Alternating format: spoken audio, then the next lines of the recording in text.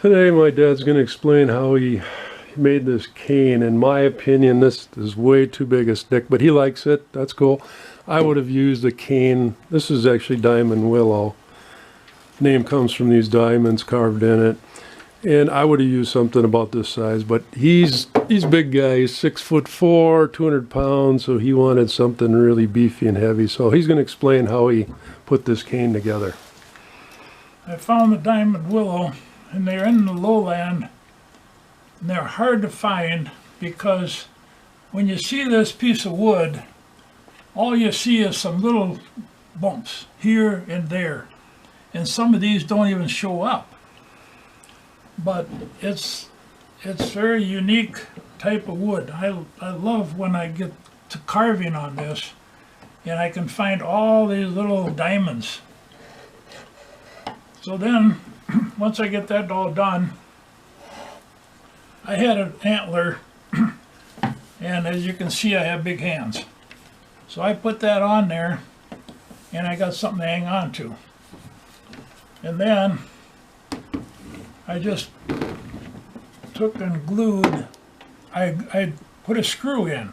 I drilled a hole, and I put about a 2.5, 3 inch screw right through the antler, just in about maybe 1/8 of an inch at the most, and down into the wood, so it's solid.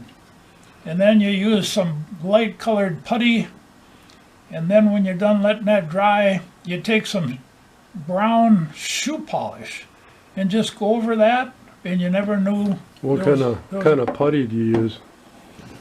The putty is an epoxy, and it gets real hard. It's 2 parts. You mix them, and they have different types of putties, but epoxy gets hard, and when you're done with it, it's just like the antler and even other applications. It's just solid. I'll show that. Yeah, you kind of see, but if you didn't know that's where the hole was, you really wouldn't even know. So that turns out really nice.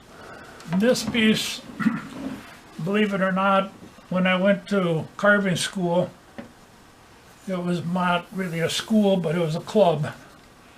And the guy says, "I got a piece of diamond willow for you." So we went out to his car, and he gave it to me. Well, it didn't look like this. It looked like it was completely worthless. Well, believe it or not, it turned out to be one of the nicer pieces I ever had. And I showed it to him, and he wondered why he gave it to me. All the bark was on it and stuff, and all the bark was on it. Doesn't look anything like this. They look, yeah, they look like just pieces of junk wood. And this is a polyurethane finish, and this is a tung oil or tongue something? oil finish. Now, once the tongue oil is on here for a few months, I kind of like it okay. When I first put it on there, I just didn't think much of it at all. I wasn't big on tongue oil. But once it mellows in and soaks in and dries, it looks pretty good. And I left these little knobs on here just on purpose because it give it another look. On the bottom end, for walking, I used a type of putty. It could be caulking. Yeah, it is a caulking, it isn't putty. Caulking gets harder than putty, and it's still got a little softness to it. You can buy a rubber boot and slide on there, but then you see a rubber boot, and I didn't like the looks of that. So the caulking works as good or better than the rubber boot. And I put that on the bottom of both of these. And the leather strap is for what? The leather strap, there was holes in here for whatever reason, I don't know. So I thought, well, I'm going to fill the holes up. So I put this piece of rawhide, and I can put it over my shoulder.